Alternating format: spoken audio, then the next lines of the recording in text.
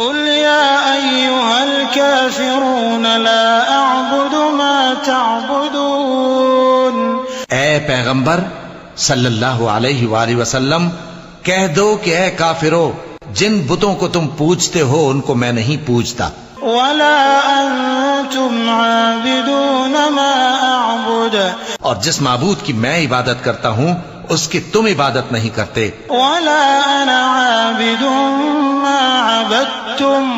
اور میں پھر کہتا ہوں کہ جن کی تم پرستش کرتے ہو ان کی میں پرستش کرنے والا نہیں ہوں، ولا أنتم عابدون ما أعبد لكم دينكم ولي دين.